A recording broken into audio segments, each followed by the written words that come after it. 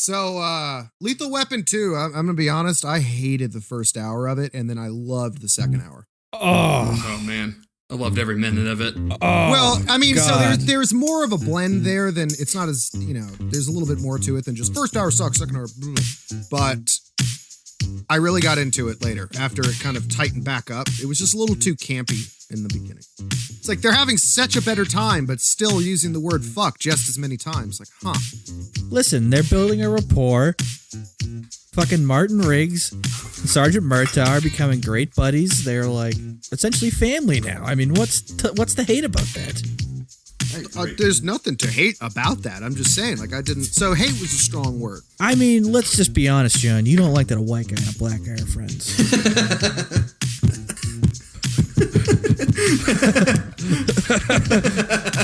Max, Tap that twice needs help. and I'm uncomfortable. Don't you dare throw the race car to me when you're talking about Mel Gibson, Tim. Hello and welcome to Hold My Popcorn. We're all month. We're all about mullets, the Three Stooges gags, and getting too old for this shit. I'm Max Ely in Nashville, and over in Boston we have Tim Begin. How you doing, Timmy? Diplomatic immunity. It's just been revoked. That's how I'm doing, Max. That good, huh? Mm-hmm. It's the greatest movie ever made. Every week, greatest movie ever made. Yep. And in Sacktown, we have John Anoshak. How are you, sir? The world is fucking ending, Max, and as I scream into this microphone at you, I am holding the 3rd edition of the SAS Survival Handbook because fucking coronavirus is here. It's here. And it turns out it's asshole to asshole contact is actually how you get it. It's it's kind of like pink eye. So it's freaking people out. That's good because I only go ass to mouth, so. Then you're good. You're safe. You're safe. Yeah. That's how you revert it, actually, if you have it. Perfect. Yep. So a little freaked out, but we're good. I got the SAS handbook, Max. I'm gonna be fine. I know how to live in the wild naked. How are you? John, there's no time to discuss how I am, because we have more Lethal Weapon things to discuss! No! Bam! Cue sax music. Yeah, drums, explosions, tits. By the way, we are now in week 2 of our Lethal Weapon month, and guess what? You guessed right, we watched Lethal Weapon 2. Starring Mel Gibson, Danny Glover, and now, going forward, Joe Pesci. What a great role for Joe Pesci. Like, think about all his other roles. He's like in Casino, he's like a tough guy killing all these people. Fucking, like every other role he's in, he's like a tough Italian mobster. And in this role, he is the squirmiest, most helpless pussy man ever. It's fantastic. I can't think of a 180 that any actor can possibly do, like, better than Joe Pesci. From literally doing one movie to the next, being like a fucking 6-year-old child, to being like a psychopath killer that you're afraid of, to like Home Alone in the middle, to more like Psychopath, to more of this, but with like bleach hair. I'm always suspicious of him whenever he's playing the nice role. I'm always waiting for him to stab somebody in the neck with a pencil at a bar. Yes. At any given second. It's like, dude, he could just snap this kid's neck right here. Like, this could be it. Leo, you're pretty funny. Funny how? Huh? Yeah. Like a clown? Oh, no. Take it back, Riggs. He's got a sandwich. Take it back. Also, the poor guy has never looked so small before. I know. As next to like these two giants, it's like you got Danny Glover. Danny Glover, like, Jesus. He's a big dude. He's a beast. I paused it at one point when they're looking at his info. He's like 6'3", like 235. It's like, God damn. That's a linebacker in the 80s. Huh. I weigh more than Danny Glover. We all do. Yeah. I'm fat, bordering on obese. Fuck you, Danny Glover. No, you're just horizontally challenged, Tim. We are. Ah, yes, the PC language. Yes. Yes. That's Southwest's line. When you buy 2 tickets and they're not together, it's kind of bad. The seat's for me and the seat's for my fat ass. You gonna finish that? Can I have some extra pretzels? They're too small. I need pretzels for me in my fat ass. Do you have pretzels in a bigger bag? My fingers can't get into this bag to get the pretzels. Diet Pepsi, please. I really want to see Mel Gibson that fat eventually. Mel Gibson's doing the opposite. He's getting like more jacked as he gets older. Yeah. It's horrifying. He's scary, like ripped. He's aging like a freaking anime character, dude. It's weird. Like, Yeah. he's just getting more veiny too. Like, ugh. He's all I'd about hate that to see that. HGH. I'd hate to see that dick. Ugh. He was on like some podcast. He's never on any. So the one that he was on, I listened to. And for the first like 35 minutes, all he talked about was how great HGH is. I'm like, how much HGH are you on, Mel? Jesus. Wow. Judging by how he looks, he's on a lot of HGH. A lot of it. Yeah. Jeez. Going back to that. Yeah, sorry. No, fine. I do not need to talk about his beard because I will talk about his beard for 45 minutes. Just going back into Lethal Weapon though, you know that like this is just a swinging dick on like big swinging dick on campus like franchise when they don't have any secondary title. It's just like it's Lethal Weapon 2. It's not like Lethal Weapon 2 back in action, Lethal Weapon 3 excessive force. It's just no, it's Lethal Weapon 3 because it's the third Lethal Weapon. Well, when you have such a gem like the first one, you don't need to make any change to that title. You know what I mean? It was a simpler time. You know, you could just say like, it's the second one. It's 2. Okay. No, but even like Die Hard, they had different names. You know, like Die Hard with a Vengeance, Live for Your, you know what I mean? Like all these movies did. Well, it's a far inferior movie. I actually agree. I agree that the Die Hard franchise is actually, from what I've seen so far, Max, that this is a better franchise. They don't have to market it as hard. Yeah. No, it is better. I would say, though, Die Hard 1 and 3 are phenomenal. The other ones are Die Hard 1's garbage. amazing. Yeah. Listen, they're great movies. However, you got Bruce Willis and fucking Steve Urkel's like neighbor in those goddamn movies. We're talking about Carl Winslow. Fucking Carl Winslow. We got swinging dicks in Lethal Weapon. Danny Glover swinging like that's fucking down to his toes. Swinging dick. Mel Gibson. HGH. That thing is like a fucking pizza pie. It's like 12 inches around, quarter of an inch like long. Like, seriously, I mean, spoiler alert, but the only way the bad guys can even attempt to try to take out Danny Glover in this is to catch him on the pot. Yeah. The only time he's vulnerable. That's how much of a swinging dick it is. And they needed to wait until he was sitting down and like his dick was like touching the water to be like, dude, if he hits us with that, it's all over. It's over. By the way, Die Hard 3 with a Vengeance, Die with a Vengeance, whatever the fuck it's called, that was originally a Lethal Weapon 4 script before Lethal Weapon 4 came out. Yeah, I don't doubt it.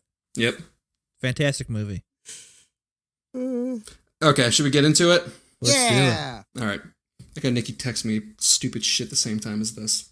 No, Nikki! Busy! Can't submit receipts on our fucking mailbox. I got Lethal Weapon to talk about. No receipts, Nikki! Yeah. By the way, so our mailbox got like destroyed by a fucking Amazon truck last week. Whoa! Like fucked up. They like sawed off today. Holy shit, dude. That's like, they're like federally fucked. You don't just run into a mailbox. Oh, God. Well, they're paying for it, so that's nice. Oh, okay. Well, that is sweet. Okay. Yeah. Okay, back into it. Lethal Weapon. So just for the listeners at home, again, we're going to probably going to have a lot to say about this, so we're going to skip the trivia. We'll probably just do a mini-app eventually on all the trivia. But getting into it, movie opens up with the OG bad boys and Murtaugh's wife's new station wagon, mid-car chase, with Riggs in mid-euphoric climax as they chase down this drug dealer in a red car. He seriously is mid-climax, dude. He's got a hand on the fucking roof of the car, just like, woo! Smacking it. I mean, it was hot. Lightly choke me! Lightly choke me, Murtaugh! Yeah, Riggs is like swung from I'm about to kill myself to manically excited about life. But not just life, about life that involves the snuffing out of life. He's like he's found his desire to kill again. Yeah, His lust he's gone for from the- fuck it to Yeah. I was gonna say like he's gone from fuck it to I wanna fuck it. Yeah, exactly. He's gone from like I wanna die to I want everyone else to die. It's the only thing that gives me a hard on anymore. Oh, dude, the things that people do to get their dick hard. Yeah. Apparently it's this. Also, you can tell in the first 20 seconds that this tone is like the tone of this movie is just going to be completely different. Yeah, I was turned off by it a little bit until things got serious and like the first like F-bomb drops. I'm like, all right, we're home. The boys are back. Well, I mean, like the first movie's darker. The first movie is a little more gritty. It has, you know, like Jesus Christ, like basically like a coked up woman falling from a balcony in the first 30 seconds. Riggs like trying to kill himself in the first 10 minutes. This movie has none of that. It's like sort of like an action comedy from the onset with fully automatic machine guns. Yeah, it's an interesting balance. More racism, but funny kind of racism. Yeah, the like fun kind, the lighthearted kind of racism, the kind of racism that no one finds offensive. Right, guys? Huh? Can't wait for the letters. That means help. That means help. Max, pull the plug. Pull it. By the way, so just as far as the tone goes, so you know, like a lot of people when they think of Lethal Weapon and like that series, they think of Shane Black, but Shane Black is the screenwriter of the first movie, and he didn't do any of the other ones. He originally wrote a screenplay for the second one. He spent like 6 months doing it, and it was like way too dark, and it ended up with Riggs dying at the end. Like that final scene was him dying, and the director and the producers were like, this is terrible. Like, why would you do that? Or more aptly, like the studio was like, no, dude, we got 3 more of these to fucking cram out of there. They also did say that. It's like, we want to do more sequels. You can't kill off Riggs. Right. So instead, they brought in Jeffrey Boehm, who he did the rewrites in the first movie to make it a little bit lighter. Like, he put all the comedy in. And that's why you can tell in this movie, like, they gave him like full control. And that's why it's so much lighter. Yeah. And he also did Indiana Jones and The Last Crusade, which is also like very much like a buddy cop kind of movie with Harrison Ford and Sean Connery. Once again, it's a tightrope. You know, it's like it's all fun and games, and the Nazis are here, and you know what? People are still laughing. Tightrope. It's a tightrope. Yep. You can do it though. You can. Also, so 2 minutes in, you got not 1 but 2 explosions, and also Riggs is chasing down a car on foot yet again. Yeah, fantastic. You already have like the well-worn tropes of this movie in the first 2 minutes. Riggs chasing down a car on foot, and Murtaugh's like family car getting destroyed. It's bitching. It's fantastic. Yeah, dude, they do not make station wagons like they used to. Like no. by the end of this film, woo! This thing's like a fucking Hummer. It's just taking so much abuse. Dude, it did better than that fucking cab did with Godzilla back when we covered that fucking movie. Like, yeah. And this thing got shot at, like everything. We'll get into it. Damn. Take that station wagon to Iraq. I mean, an IED wouldn't do shit to that thing. Well, I love this is the first time that Riggs is allowed to drive, and he gets in and he just promptly, like, he just sideswipes the entire thing on the guardrail. Right. He's like, I guess you ran Raj. I didn't have enough room. Yeah. Laughing about it. Oh, my wife just bought this car. So, meanwhile, when all this shit's going on, you got the JV cop squad that includes Uncle Hank from Breaking Bad, who are shooting at another set of bad guys in a blue car, when a chopper comes out of nowhere and picks up the bad dudes.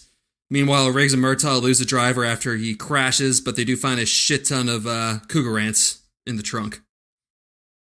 Of what? Gold. It's gold. It's gold. Cougar ants. They're just like two monkeys. They're like 2 monkeys, like discovering fire. Like, whoa, whoa, cougar ant. It's cougar ant, right? Is that how you say it, or is it a Kruger ant? Kruger ant. Kruger ant. Yeah, Kruger ant. Yeah. Was it illegal back then to import those? I mean, They I'm were. assuming because it was like there was an embargo. Oh, yeah. Dude, we were doing fucking trade deals. We were trying to do a trade deal with apartheid South Africa back in the day until the actual trade media leaked it. That's good old USA. Oh yeah. So yeah, no, the government was like, oh, they're terrible. By the way, so I need some jeans.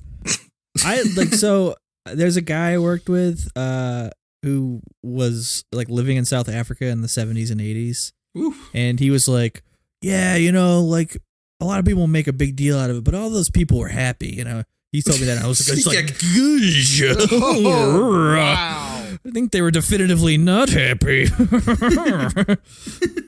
And what skin color are you? Yeah. Okay, that's what I thought. Yeah. That makes sense. It's Well, they like it. I think they were setting fire to Johannesburg because of how unhappy they were. Nah, they were just cold. Right. And then they got too hot, so we sprayed them with water. They thanked us afterwards. Yeah. They were illegal in the U.S. at the time, though. Huh. And, what was the exchange rate back then between currency?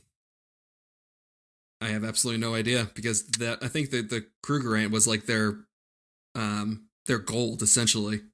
Oh. Like the same way we do, like, mint coins and all that kind of shit. I don't fucking know. Yeah, Who cares? Evil Fuck coins. 'em. Okay, so evil cursed sucks. coins from Pirates of the Caribbean. These are Pirates of the Caribbean coins. That's what I'm going to refer to them as. That's fun. Yay! Okay. Yeah, so Murtaugh is getting softly chewed up by his boss, who really doesn't give a fuck, while they walk into Riggs escaping from a straitjacket. Great scene. Wow. Riggs escapes from a straitjacket in every single one of these movies. It's fantastic. They've got a lot of tropes in this one, almost to the point where they aren't even tropes anymore because there are just so many things. It's almost as if it's the same character each time. Yeah, this is kind of like a soft reboot of the whole franchise in a way. It's great. I love it. I did love that scene, though, especially that fucking elbow, the shoulder pop. Yeah, And dislocation. of course, right in front of the psychologist. Yeah. I mean, yeah. I love it. Another trope. This crazy lady fucking telling me I'm crazy, bruh. Take your degrees and get the fuck out of here. She also turned a corner in this movie, too, where she's like, oh, you're so silly. After he just like slams his shoulder back into its socket right next to her. And then like cross-eyed just once again climaxes while looking into her eyes. Well, dude, you're going to have to, this whole series is an arc through this whole series about the Doctor and Riggs, because eventually she just is like, she goes crazy. She literally goes insane because of what Riggs does to her. It's hilarious. It's great. I thought the whole like series arc was literally just Riggs trying to work himself up to an orgasm. I don't think he has to work himself up to an orgasm. I think constantly. Yeah. He's just always having one. I mean, in the first 5 minutes of this movie, he's already had like 20. So. Yep. So after this, Riggs announces to the whole station that Murtaugh's daughter is going to be starring in a TV commercial that night. Then, to the horror of Murtaugh, the commercial is for condoms. It's fantastic. This is a hilarious scene. Funny. Yeah. Oh that was genuinely funny. The carpenter. He's Yeah. like, I thought she was great. She made me want to go out and buy Rebels right now. I know. The guy's fucking hilarious. He's the same dude. He was in Rescue Me. He was the police chief. Oh, was he in really? Rescue Me? Yeah. Yep. He's want to go out and buy Rebels right now. I guess he ad-libbed that too. Well, he's just like sitting in there in the back with a beer cracked open and his stomach, his gut just pushed out as far as it can go. I know. I sincerely doubt he ad-libbed that. That was just him being himself. Yeah. No, it was. Like he just improvised that. Yeah. It's hilarious. The whole thing is just, it was laugh out loud funny. Like, I watched this movie like 2 weeks ago and I still laughed my ass off watching that scene. That is some real comedy. It's really good, yeah. George, go home. But sir, George, I've got a gun. Yeah. Yes, sir. I've got a gun. All right. Well, you could stay anyway. I think I'll go anyway. Yeah. So then you meet the main villain of the movie. Was it Arjun? Is that how you say it? Yeah, Arjun. Arjun Rudd, who welcomes the guy from the opening car chase into his office and then immediately orders his main goon Hans to kill him. Just a few bumps and bruises, hey? The South African accent is the most evil accent that's ever been devised. Like, that accent, like, you hear that accent and you're just like, oh, yeah, you're evil. I don't know how you're evil, but you're evil. Yeah. Also, if you work in crime and they have plastic sheets on the floor, you should know that you're just going to die. Oh, yeah. if you're Painting my woes, or whatever the fuck he said. He's like, no, you're just gonna kill me, aren't you? yeah. Painting my woes with your blood. Sorry, John. No, it's okay. I just need to comment on the accent about it because yes, it's immediately like, yep, I did evil, great. But at the same time, it's not a threatening accent. Like they've tried that to make it threatening in this entire movie too, and it's just like, I just feel like Peter from fucking Family Guy, just chuckling at them every time they say it. It's like, man, yeah, no, it's the Blix. Oh, well, like I can't. It's just, it's not threatening. And then like when someone walks in, they're like, Guten Tag. You're like, oh fuck. Oh. No, but it's not. The thing about it is that it's evil. Like you know that their intentions are evil, but you also know they're stupid. Mm. You know what I mean? It's like it's not sophisticated. It's not like some sophisticated like British accent or something like that. It's sort of like, you know how like when you hear like someone from like, you know, some like clan member from Mississippi talking, you're like, oh yeah, they're evil, but they're also dumb. Yeah. Like the same way. It's almost like South Africa is like the Mississippi of the world. It's like evil light. Yeah. With the T. Evil with a Mediterranean climate. You know, it's no big deal. Yeah. It's like, yeah, they're evil, but I doubt their capabilities to do anything about it. Yeah. It's like, you're too Southern. What the fuck are you going to do? Right. Go around the fucking, the Capricorn? Or what the fuck you call that's over there? Cape Horn? Cape Horn, yeah. Capricorn. I don't fucking know. I forget. Whatever Magellan went through. Are we talking about the Cape or are we talking about gay porn here? What are we doing? I mean, whatever you want. Because I accidentally clicked on one the other night and it was not what I was expecting. This isn't the Capricorn at all. But it was funny. It's just like all attitudes have changed where now it was like, I perfectly respect your right to do this. Like looking next to like the female videos, you know, like it's like great. As opposed to like back in the days, a kid like, like, you do right. you. You Literally. go for it, gentlemen. Yeah. Also, though, so the names confuse me here because the guy who's playing Rudd is also the nice old man from the Mighty Ducks movies whose name is Hans. Yeah. Hans. Yeah. Well, He's because not nice like in this. I don't understand South Africa because like I kind of get it. It was like the Dutch were there first, right? The Yep. Dutch. And then the British Dirty came in Dutch. and were like, yeah, we're going to take this place. And there's a big war, right? But like, so like South Africans are like a mix between like Dutch and British people, right? Yeah, the whole thing is fucking weird because they didn't really start this systematic racism shit until after World War II. It's like, you guys missed out on the fad. It's already, like, it's aged now. Like, it's too stale. They're like, no, now we're going to be the most racist country in the world. It's like, yeah, it's already been done, man.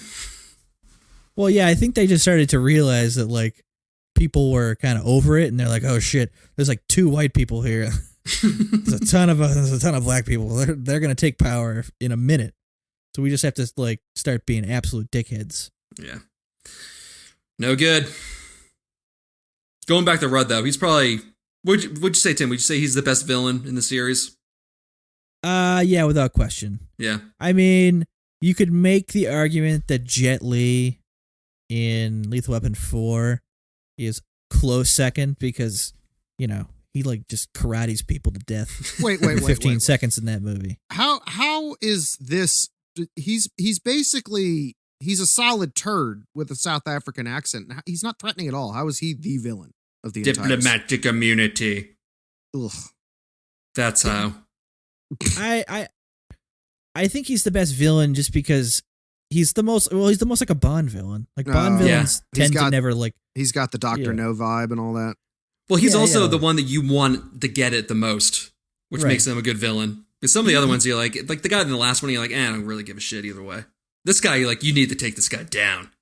Yeah, that's true. And I think he violates those eels. That's the only thing. He's got a thing with those eels. You know, once again, and Pick that's him up with going your hands. Pick them up. Pick them up, man. Nah, man. I can't do it. Man, hey. Oh. Africa. Africa.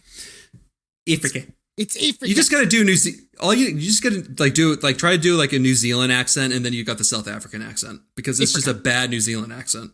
Yeah, pretty much. Africa. All right, so Judd also tells Hans to check in with Murtaugh because they're onto him. So that night they duct tape Murtaugh and his wife and threaten to kill him if they don't back off. Africa. This is probably like the best accent scene in the movie. Yeah. Then the captain assigns Murtaugh Riggs to babysitting duty for a star witness in a federal drug case named Leo Gatz, who turns out to be the very over-the-top Joe Pesci. Oh my God. Fantastic. Because this is when the movie really hits its stride, folks. I had to lean over my couch and throw up where it was like, it's what's his name? Something Getz. What is it? Tommy Getz? What is it? Leo Getz. Leo Getz. He's like, oh, you need something? He's like, guess what? Leo Getz. Ah! Get it. Okay. Okay. Oh, It's fantastic. it is. But Every piece of writing for that is fantastic. oh, wow. That one it got me right in the groats, dude. It was rough. The silk robe, free. It's free. No, it's all not free. No, that's It's the the taxpayers' money. Well, Yeah, it's free. It's free. Bye. I was thinking of like this morning, I was like drinking coffee. I'm like, what is Joe Pesci like in this movie? And like, I think that he's playing like a 6-year-old who either like drank too much soda or he's like the younger cousin who's just really excited to hang out with the big kids. And they just don't give a shit about him. Right.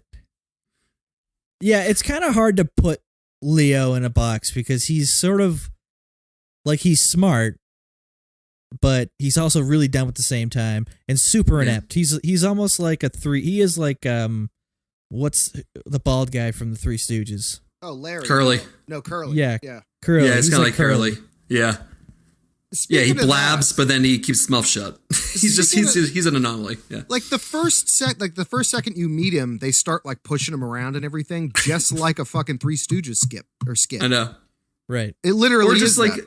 You're right. Or like an No older kidding. cousin, like, I'm taking that bed. That's my bed now. Yeah. Okay. I'll take the smaller bed. That's fine. I'm a small guy. They fuck you at the drive-thru. Oh my God, that fucking diatribe, dude. Whoa. Okay. So I get on the swing first, and you push me, and then I push you, and then you push me, and then I push you. Where you guys going? He's on the highest swing. He just can't get down. Dude, he must have been fucking hilarious to hang out with on Blow. Like, just great. Could you imagine him after like 2 rails? Dude, that's the thing with Joe Pesci, though, man. Like, it depends on what character he is, because it could also be really scary with him on Blow. Fuck! See? He's just You shooting can't- people. No, you can't. That's fucking more than the law allows. You can't swing know. like that. Nah. So Leo gets some room service.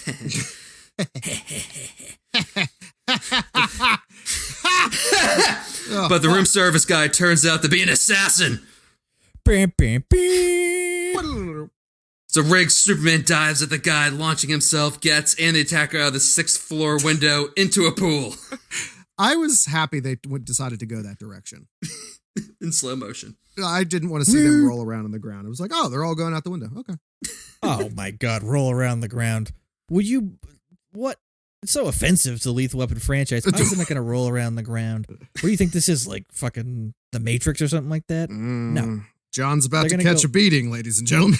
They're going to go flying out the window, with the Get my 6-story switch. window, Sorry, Tim. and they're going to go landing in the pool, and then Leo's going to get punched in the face. Because that's the comedy of it all. That is. You know what I mean? He gets hit some solid times in the head. He gets a 3 Yeah. fucking solid Riggs punches to the face. I know, like blood is coming out of like that tablecloth because he's just getting bashed so hard. You broke my nose. But you know what, Leo, considering all things, he can take 3 punches in the face from a fucking ex-Special Forces operator and still walk it off. I'm like, all right. Yeah.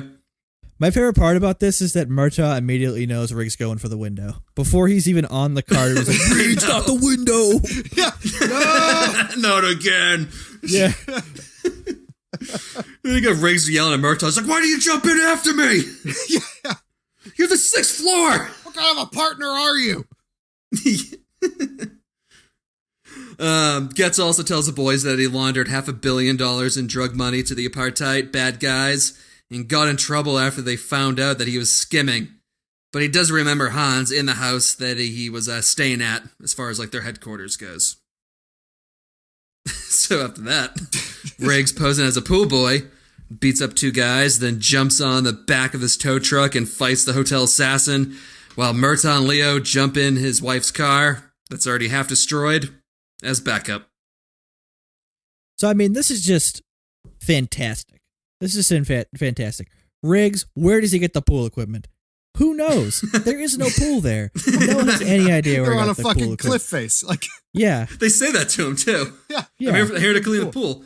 What There's no pool? pool here, you fucking idiot. The house is on stilts. Yeah. It's on stilts. It's on stilts.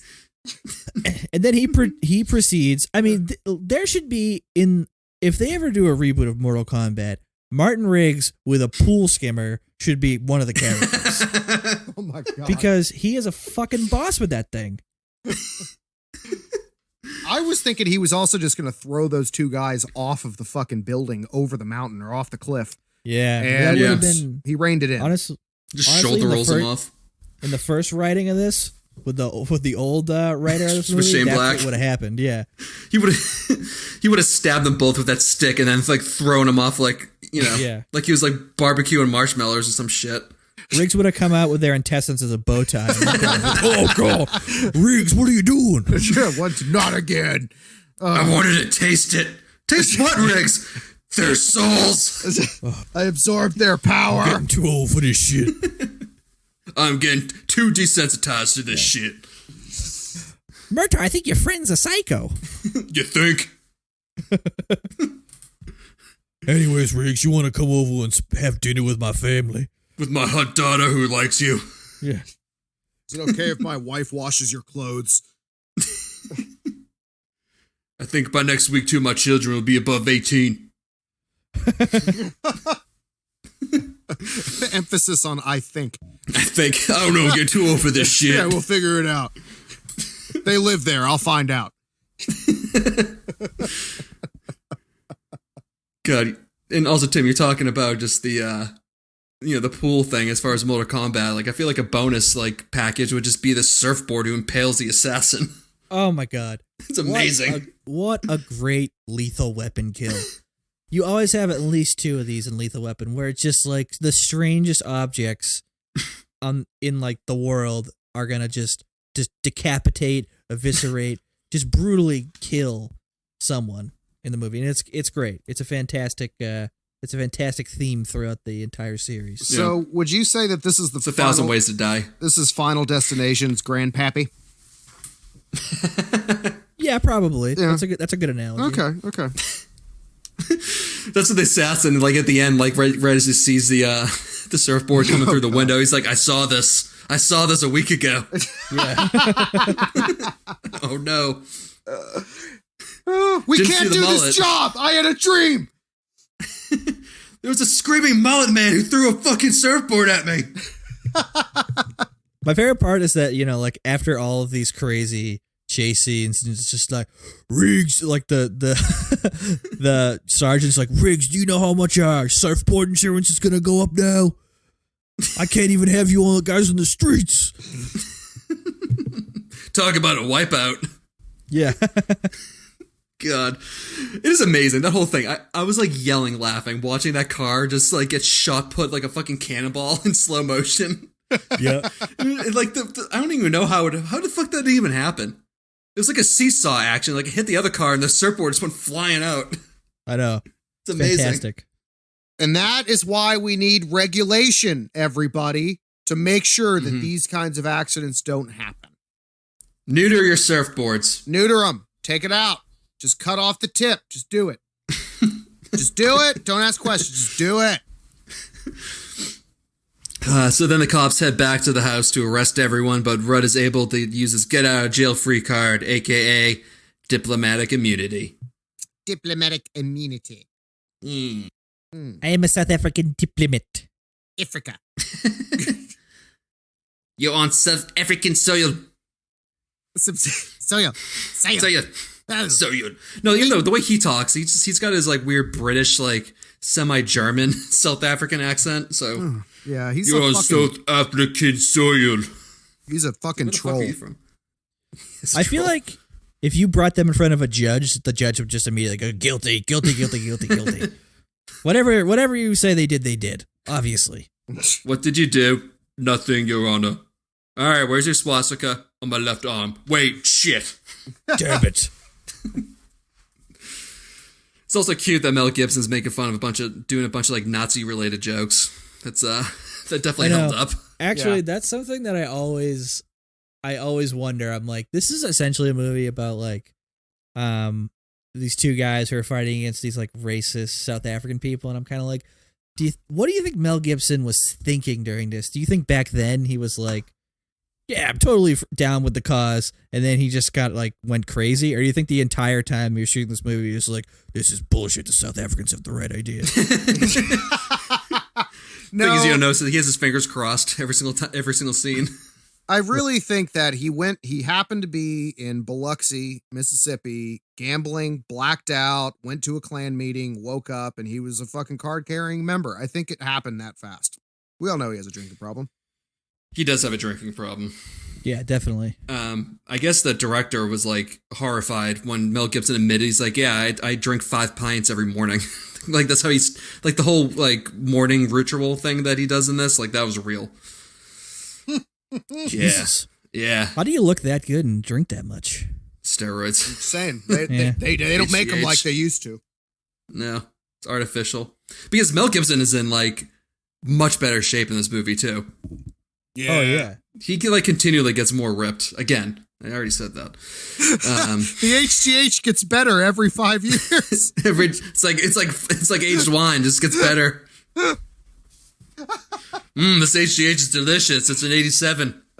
Hints of oak and testicles. Killed the rhino for this one. Yeah, it's great. We just fucking you have to actually fuck it out of the horn, and that's where you get it from. That's the harvest. Mm-hmm. Slap the bag. Also, on their way out, Riggs meets and flirts with Rudd's Aryan secretary, Rika. Rika. Yeah. Que rico, mama. Ooh, Rika, my lady. She was. I was into her. Spoiler alert to our audience. We get to see her puffy nipples later. Dude. And are they puffy? Like, I saw the little, like, cottonelle, like, teddy bear thing running around and shit. I was like, I just want to touch it. Just, like, brush against it. It's all that white supremacy dominance in South Africa. It makes you soft all over. She was not soft in any way. I mean, she had levitators on them titties, and everything else was fucking rock hard. Including me. Rinka was a minx. She like fucking dude. She rode Martin dry. And she was oh my god, I know. He's like, oh, it's time for the 7th inning stretch. Like, nope, 4th inning. It's like, damn.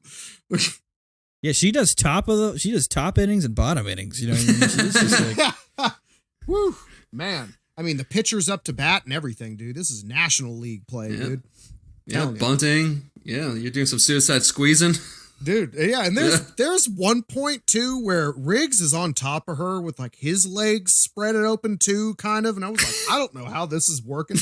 Damn, like wow, all right. And then you also get Joe Pesci rant about the drive-thru service, followed by Riggs displaying his dominance by purposely blocking Rudd's car and then stalking him at work. Oh my god, dude, he stares him down. It's all that was is just a testosterone trip. Oh my god, the staring down is fucking fantastic. He just high school locker roomed him everywhere he went. Like I know, with his Letterman jacket.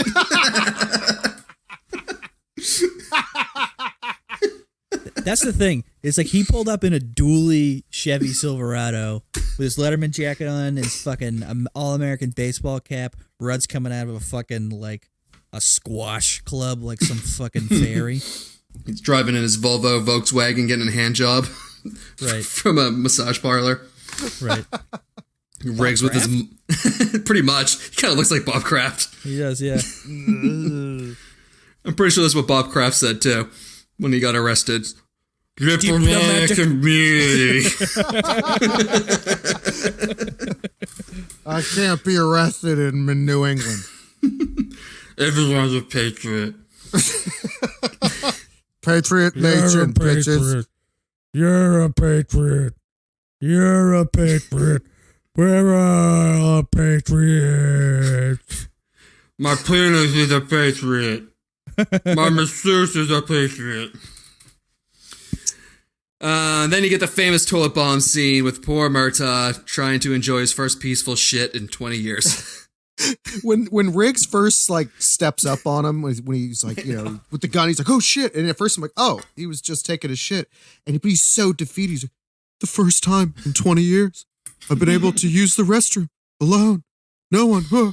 And then it just goes south. It's like, and then he rolls a little toilet paper down. Toilet paper roll. And it's just like, what does it say? Like kaboom or some shit? Yeah, like kaboom, you're dead. Kaboom, you're dead. Like, ooh, it's like, oh. And then, hey, let's keep this quiet. And don't open the frequency. Try to make this quiet, okay? Just the entire police force is at his house. It's chaos. There's helicopters, the full press. Everyone's in every floor room of the house. It's just a laugh a minute. A laugh a minute. This whole scene is amazing. This is one of the best scenes of all the movies. I mean, it's also just very well acted. Like from the beginning with Riggs when he's just like, "You okay, buddy?" And he thinks that he's like had a really bad day or like he's getting senile or something, and he's like, "I got a bomb." He's like, "Oh Jesus, you scared me." Yeah. Oh God. It's like, "What you reading there?" It's like, you know, they're like talking about the magazine. Yeah. Oh, is that the deep sea? It's the deep sea fishing edition. Oh. They all know. Oh. And then I just love the loyalty between Riggs and Murtaugh. Like, you know, shockingly emotional scene between the two of them when one of them's on a shitter with his pants down. Well, we've all been there, you know what I mean? Every guy can relate to this. It's great though. I mean, it's a very well acted scene. And it's a great buddy cop moment. I love buddy cop movies. Yeah. Like he wants to tell him that he loves him, and he's like, "I know, buddy. I know." This was the original bromance, I think, wasn't it? Everyone always points to like Pineapple Express. It was the first bromance movie. Nah. This guy saved his partner from being blown up and dying on the toilet like Elvis. That's a big fucking deal. Wait until Lethal Weapon 3. It really becomes a bromance then. It's fantastic. Jesus, what did they fucking play tummy swords? What? Yeah, they do. It's great. That must be an exciting Saw movie. It's like, touch your penises. Let's play a game. All right. They're going after Saw in the next one. Is that what it is? Also, yeah, so you know they get out of this, and then also the fucking toilet seat just falls onto Trish's car. Fantastic. Just projects right into it. Another great theme throughout Lethal Weapon that Murtaugh's house and cars are always getting fucked up. Constantly. Yeah. It's almost like Wile E. Coyote. It's amazing. I was thinking the entire time, especially after the bathroom blew up, I was like, dude, this guy's fucking house insurance must be through the fucking roof. Like, I don't know how the fuck he is insured anymore at this point. Yeah, if you got bombs, you got like several police officers who were killed on your property. It's like, who the fuck's gonna live here? They charge him like surge premiums every time Riggs is nearby. Right. Yeah, in order for Murtaugh to get house insurance, Riggs has to wear an ankle bracelet. So they track him. And that's how Uber was invented. It's wearing a dog collar, like, you know, the electric fence. Just he gets too close, it starts shocking him. They have to strap it to his balls, though. He likes it if it's on the neck. Yeah. Well, shit, that's actually not far off either. There's that third movie, he's just eating dog treats the whole time, so... Yeah, it's fantastic. Oh, wow. Oh, God. Yeah. Oh, wow. It just escalates even further, John. So a little bit later, Murtaugh distracts all the apartheid assholes by acting like he wants to immigrate to South Africa, so Riggs can sneak into Rudd's office just to fuck shit up. But you're black. You're black. Blick. He doesn't want to go there. Blick. Listen to your friend. Africa. Listen to your friend.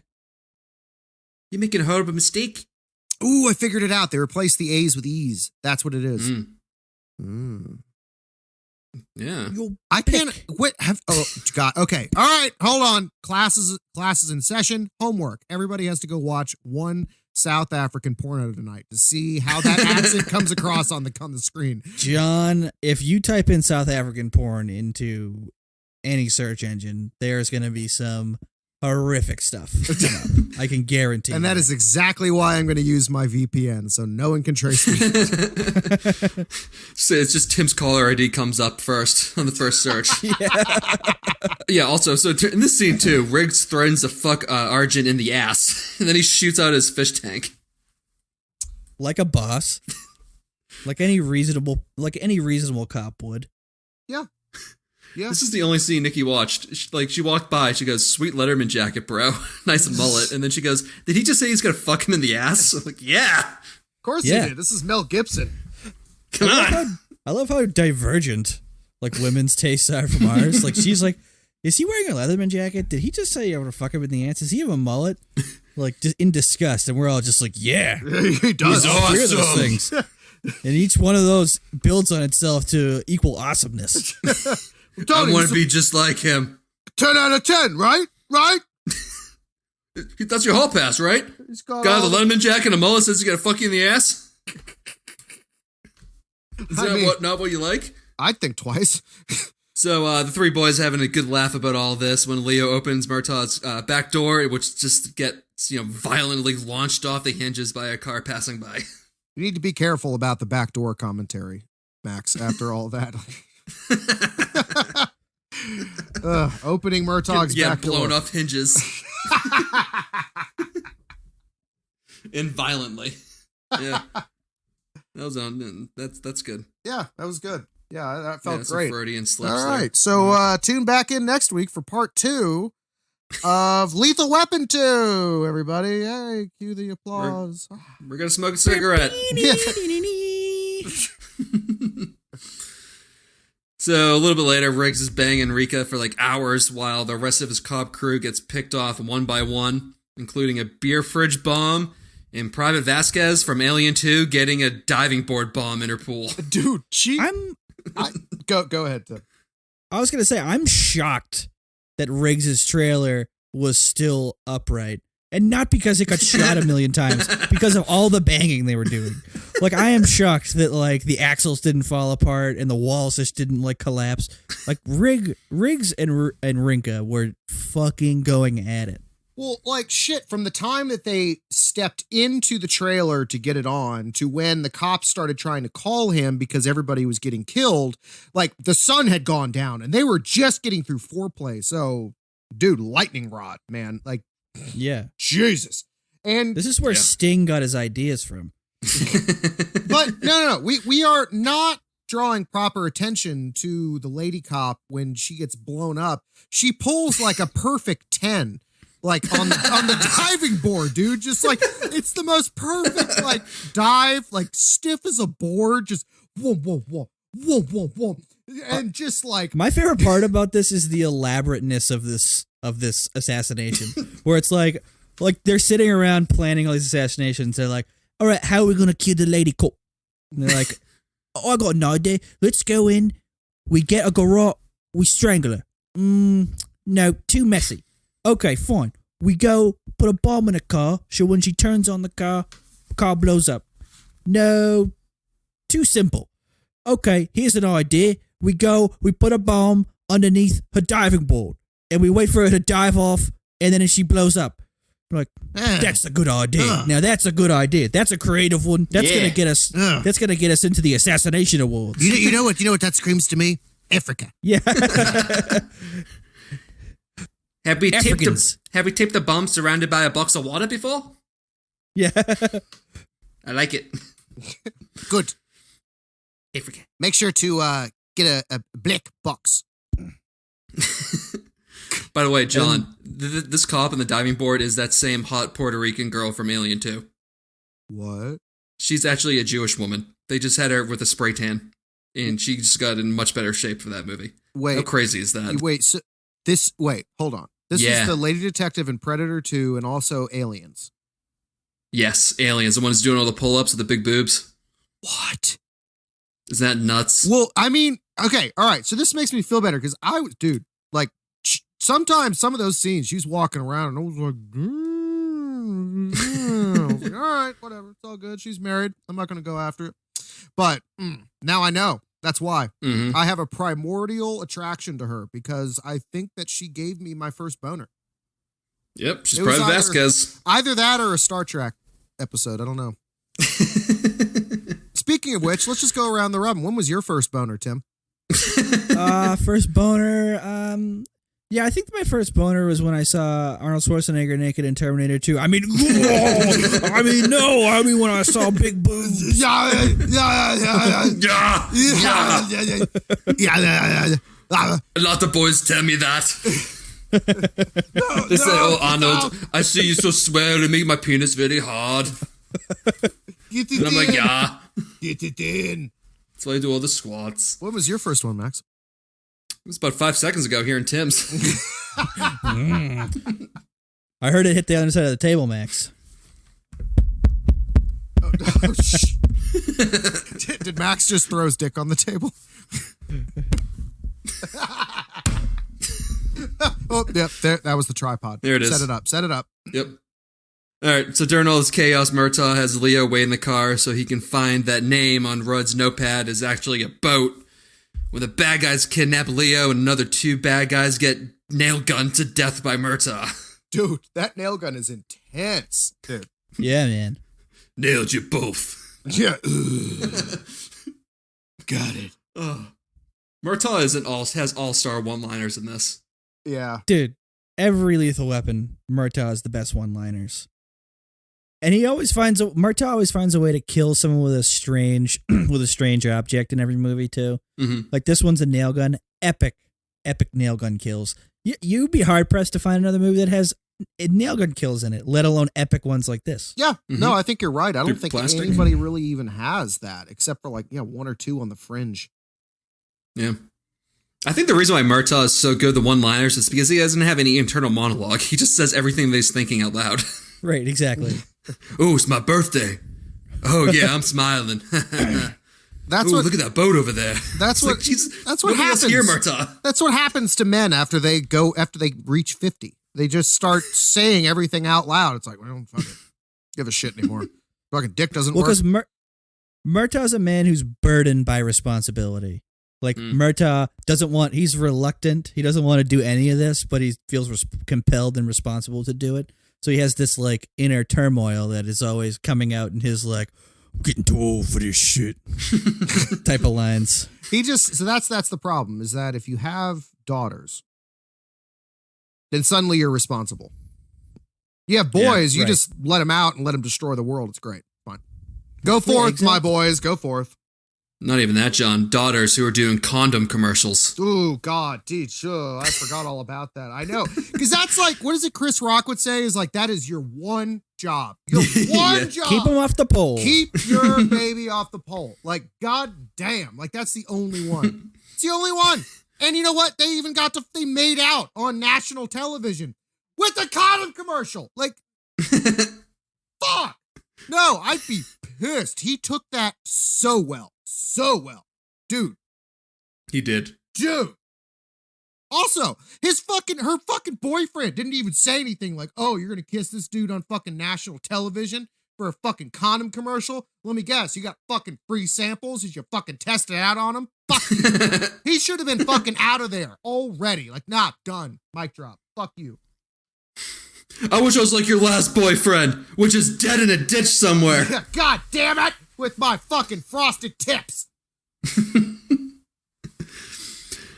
So meanwhile, during all this, Riggs and Rika are on like hour 7 of Pound Town when a helicopter comes out of nowhere, as one does in this movie series, but Riggs kills them all, including the pilot. Well, just remember. But then a second chopper comes out of nowhere. But Lassie warned them. I know. Sam.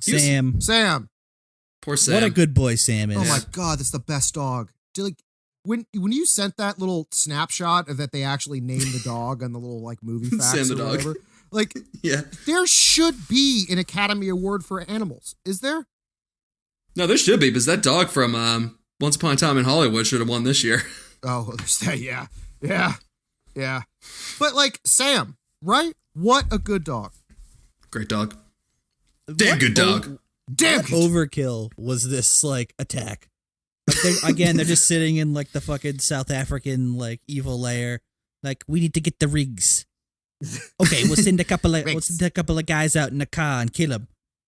Couple of guys out in the car. What are you, crazy? We can't do that. He'll kill those people. That's not Africa. Right, what do you propose we do? Send a helicopter. A helicopter?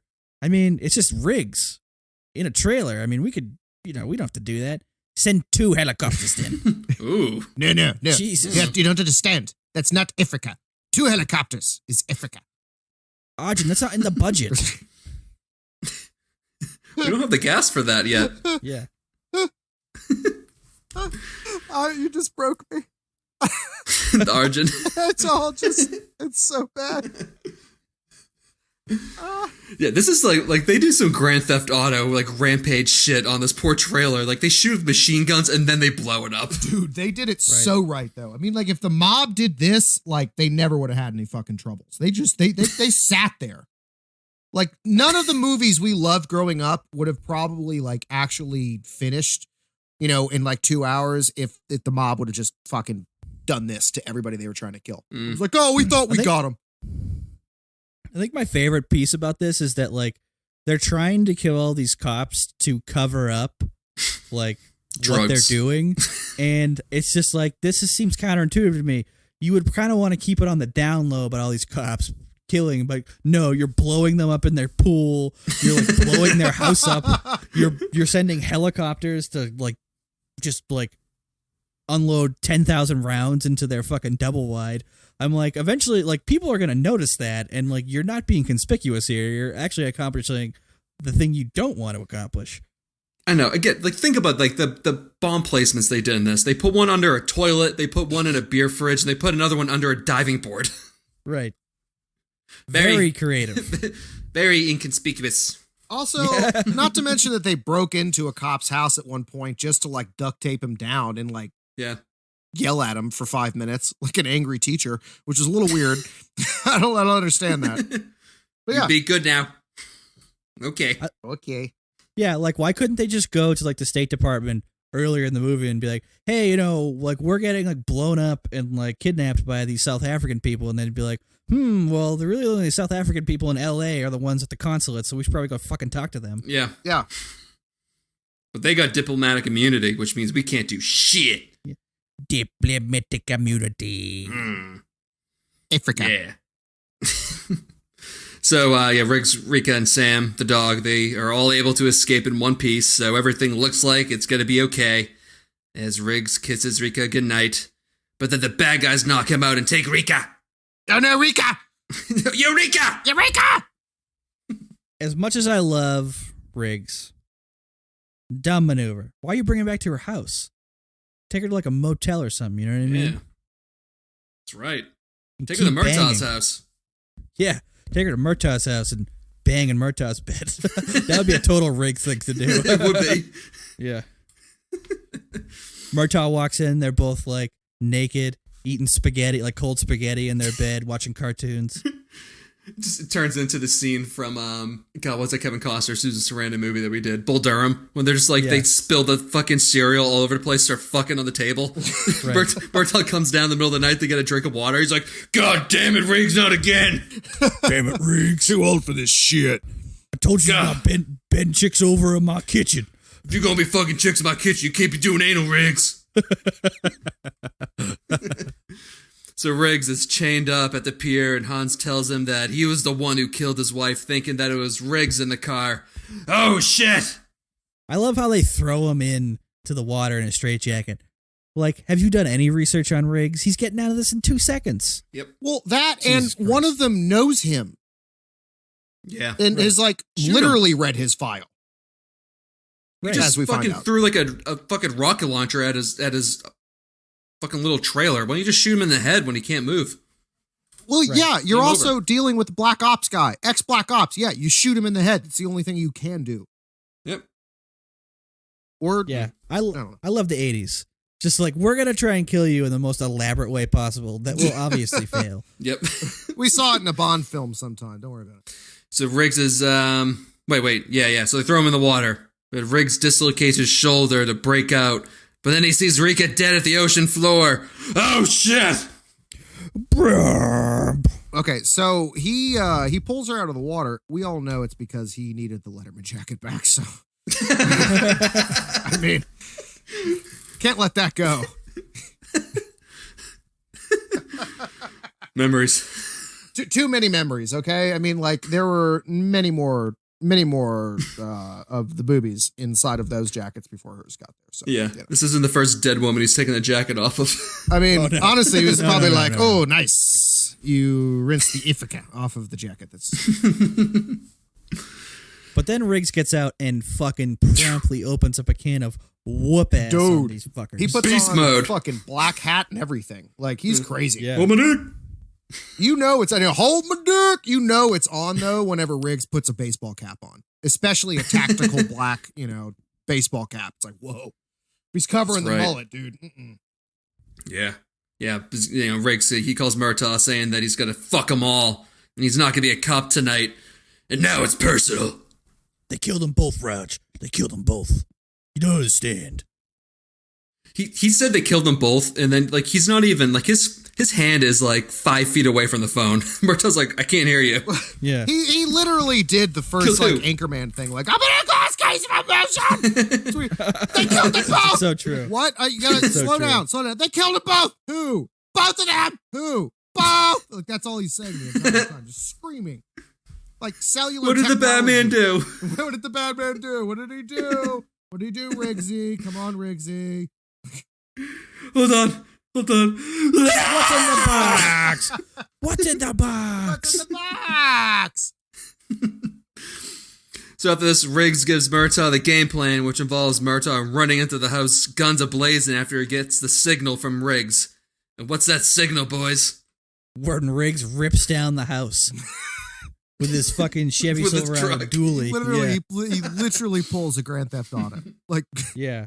it's intense. Pulls the main stilt down off the house. He makes his own earthquake. Yeah. Well, don't they say that? I love how the plan is Murtaugh, you run into the house after I pull it down. Yeah, no shit. Makes perfect sense. Don't worry about it. Don't think. Just do it. Oh, that's the big one. Oh no! I know the big one. I love how they say it's the big one. It's the big one. The big one. It's the big one. The big one. They're like goblins. I don't like little Keebler elves, except like evil Keebler elves. Ugh. That's how the accent is. It's not threatening. Yeah, they're like the leprechaun. Yeah, exactly. Leprechaun. Movie. Yeah. So they also get Leo out of there, who hugs the cops and says he's had a lot of fun. And then, like a child, he's able to use the cop siren on his way to the station. Oh, I did feel bad when they were beating the shit out of him. Yeah, he's doing a good job whimpering. Yeah, he was like a child when he was getting the shit beat out of him. Yeah. I almost forgot that he's stabbed people in the neck at bars with Ballpoint pen. Ballpoint pens before. Yeah, like, And stabbing people with his mother's kitchen knife in the trunk. Yeah, there's that too. Yeah. What's that smell? Oh, I hit a deer. Yeah, it's a big deer. I like that painting. The guy's over there. He's like, hey, what do you want with me, huh? What do you want?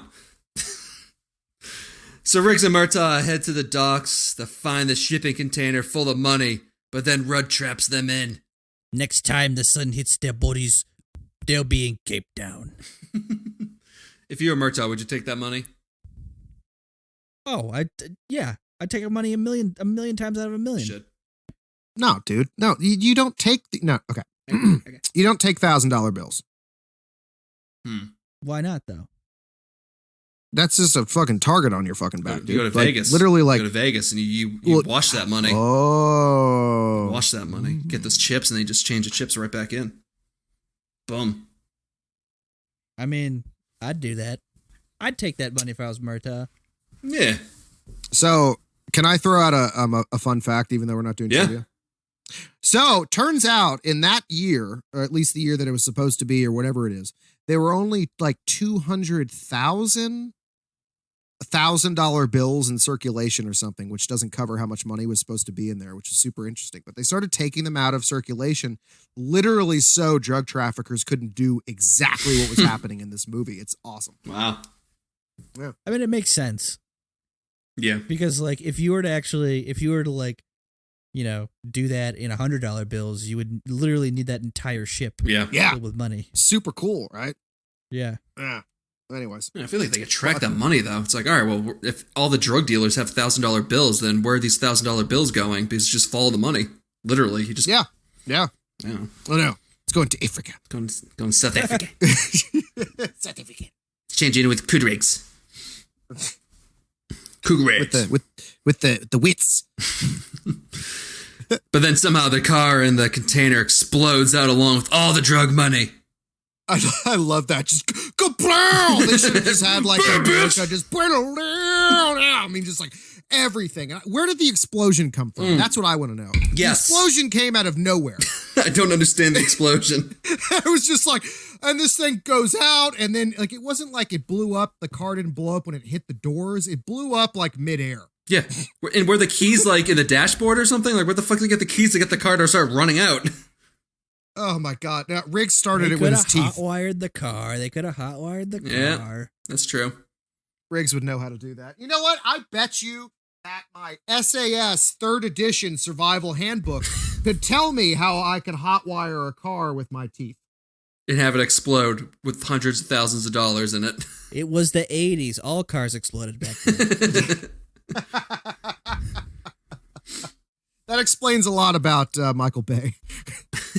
Yeah, he grew up in the 80s, an 80s child. I understand trees exploded a lot too back then. I don't know what happened. We must have bred it out of him or something. I don't know. No, they still do. That's just called California. Oh my God, I almost just spit water all over my fucking mic. Jesus Christ. Woo! Okay. Yeah. All right, so Riggs and Murtaugh, they split up and start taking the bad guys out one by one. But then Hans throws a knife into Riggs' leg and they start just high kicking the shit out of him. And then Riggs gets the upper hand after punching Hans in the dick and stabs Hans, then crushes him with a storage unit. That was great. That was great. That's exactly. And you know what? I really wish it would have been perfect if he didn't even look at the guy when he dropped the fucking shipping crate. Just lights a cigarette, keeps on walking. Yep. Yeah. I love how every villain Riggs has to fight knows karate. I know. And the fucking music, too. The music was out of control in that scene. It was so good. So much things going on. Dude, the setting, the music, the fucking high kicking, the fucking Krav Maga karate. It was great. Krog McGrath. All the high kicking shots from the back of the actor because, you know, he clearly couldn't get his leg above his fucking knee. Like, just... Dude, that South African guy's not high kicking anything. No. So it looks like the good guys did it again. But then Arjun unloads his gun into Riggs. Oh no. A very Nazi-like gun, too. Yeah. Oh yeah, it was a Luger. fucking Ruger. It was like World War I, yeah. So then you get the most famous scene in the movie, or probably the whole series, one of the best lines in any fucking movie ever, with Arjun showing his badge to Murtaugh saying, "Diplomatic immunity." And Murtaugh shoots him in the head and says, It's just been revoked. Woo! Oh, it's so good. It's so good. It hurts, dude. You feel it right in the fucking, just right in the groats, dude. But the best part about it is that Riggs does this like patented, neck crank. He's got to loosen up his neck before he fires off like a 200-yard shot with a real gun. That's like on the fucking bay in a pier. Right. With the ocean wind. Right. Yep. Nailed it. Just hits Arjun right between the eyes. Bam. Honestly, I think the greatest Family Guy scene is when Peter's just walking around going, "It's just been revoked." I know. Doesn't apply here, Peter. Yeah. Oh, I'll have what he's having.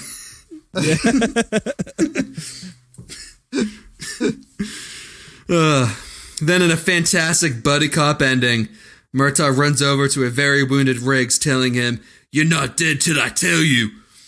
And you know what, guys? Riggs is going to be all right as he cracks a joke about smoking. Then the boys trade dad jokes back and forth, laughing as the movie pans out with a backdrop of backup on the way. That's what I meant to say. Movie pans out with the backup on the way. Fuck. I mean, a backdrop of backup on the way kind of works, Yeah. technically. I'm not really reading. I'm kind of just like glazing at the words. You're glazing at the words. Yeah. I'm looking at backup, just glazing. I'm kind of like out of focus. Oh, my illiterate friend. We're going to save you one day. One of these days. One of these days you got to proofread. Oh my God. I love it. I love it. I love it. Yeah, Lethal Weapon 2. Movie ends. Ah, you're so cute, Max. I just want to squeeze you. Oh, God. Yeah, it ends with the backdrop. Backdrop of a backup. Yep. Thank you. Oh, now I want a glazed donut. Oh God, so Right, dude? Seriously, it's got a fucking Dunkin's donut. Some great lines at the end of this movie, too. I mean, it is some fantastic, just like buddying, laughing shit. There's like a higher density of great lines in the Lethal Weapon series, and I think there is in any other movie franchise. Like the amount of one-liners in here that you can just like think of are fucking fantastic. I know. Well, I feel like Hollywood also just like strip mined like the entire franchise for all of those one-liners and reused them one way or another. Yeah. Oh yeah, yeah. Some of this other shit, I mean, it is like legitimately funny. If someone said this, they got shot and you're like worried, and then you got the guy going like, "Hey, Raj, anyone tell you that you're a beautiful man? Give me a kiss before they get here." It'd be fucking hilarious. It's hilarious. Wait, hold boy. on. I just figured it out. All True Detective was, the first season, was literally just the super like gritty, real version of Lethal Weapon. It was Shane Black's script. Oh yeah. It ends the same way too. Same thing. It's like, yeah, I got fucking stabbed 6 times. Break me out of this hospital. True Detective season 1 might be the greatest TV series that's ever been made. I've literally watched this series definitely. 3 times. That one season. It is so good. I remember waking season up. 2 is hot dog shit. Yep. Oh, good. Season 3 is good too, though. Season I 3 like was season good. 3 too. Yeah, it was Yeah. good. Yeah, the second one, I don't know what the fuck they were thinking, and I wanted to like it every given second, and I hated it. I couldn't finish it. So I woke up one time after drinking one night to the scene with the guy from the first season in the gas mask and his underwear walking around with a machete, and it was like woke up, I was like, what the fuck? no, no, no. It was bad. It scared me. It scared me a little bit. It's like, I'm back home in Tennessee. Shit. God damn it, Paco! I told you to stop this. Paco, was that you? All right, skipping trivia. Going into the questions. Who's your favorite and least favorite in this? I want to, I don't want to like repeat my favorites, but my definite favorite in this movie are Rinka's puffy nipples, and my least favorite in this is gotta say Arjun. Ew, I just spit on the mic. Can wash off that water. Dude, you're gonna give coronavirus to yourself. You could get coronavirus to your fucking microphone and get a virus on your computer. It's okay, dude. That's hot. It's incestuous. My favorite is Sam because he's a good boy. And my least favorite is also the headmaster dump himself, fucking weird Grand Wizard South African weird asshole. I just did not find him threatening. I didn't find him believable. My favorite is going to be Mrs. Murtaugh's car. that's a good one. That's a good pick. Yeah, it's solid. I think it deserves a fucking Purple Heart for all the shit it went through in this movie. And I also was going to say Rudd, but I'll change it. I'll say it was the guy who was hanging upside down when he got shot in the head. That's a weird way to go. You can't just do a sit-up like a regular person. You got to hang upside down to do sit-ups. Fucking hardo. That's weird. That's just extra. There's no reason to do that. Like, what are you? It's also like that's like an OSHA violation. Like, you can't do that. No, I don't understand it. No. Yeah. All right, just so IMDb and Rotten Tomatoes have their own rating systems, we decided to make around. So, what would your rating be for Lethal Weapon 2? Let me think. I mean, 1 million. I would say 1 million Krugerrands out of 459 million puffy nipples. So I will give you 10,000 pats on the head for good boy Sam out of one breeze, just ever so softly, just blowing across those Aryan ass nipples. Nice. Nice. I'm gonna give this 8 rounds of unprotected Riggs knuckle babies out of the amount of times Joe Pesci said "okay" in this movie. Okay. Okay.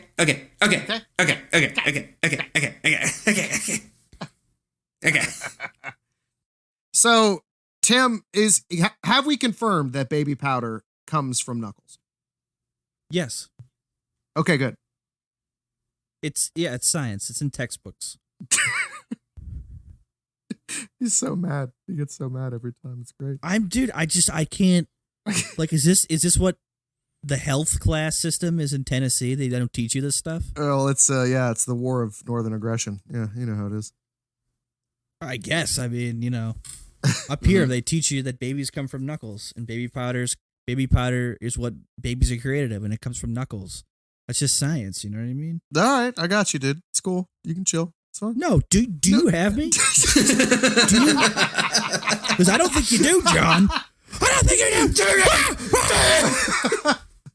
Sorry, bro. I didn't realize you take it that much to heart that I didn't have you. Sorry, man. Tim strangling his microphone.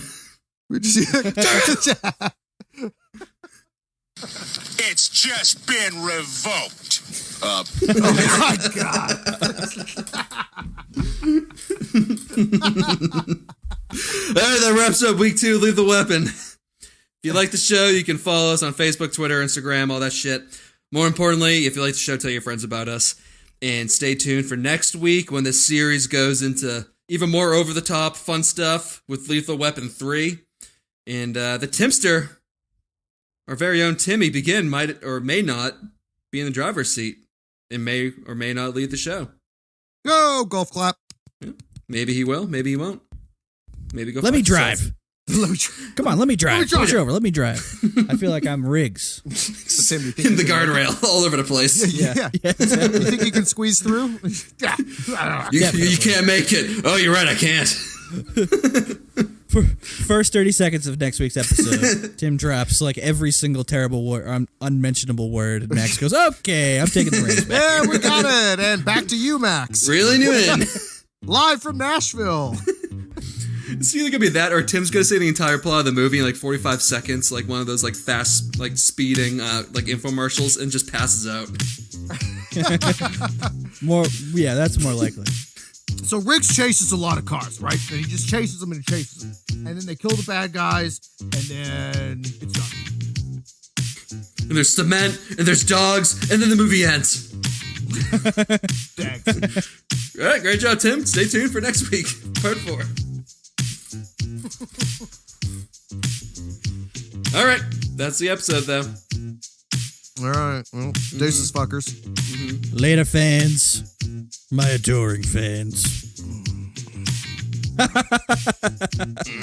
What a reaction from Joe. Yeah, that was great. That was me just like half shitting my pants. I felt great.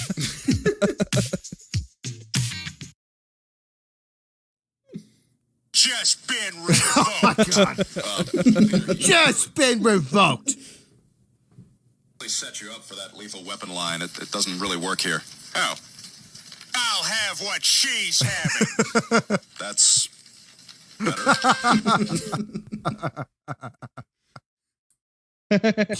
Africa. This is Africa. Remember that time that Leo played a South African diamond hunter and how that went over so well? Yeah. Demons. Yeah, demons. Don't you know this is Africa?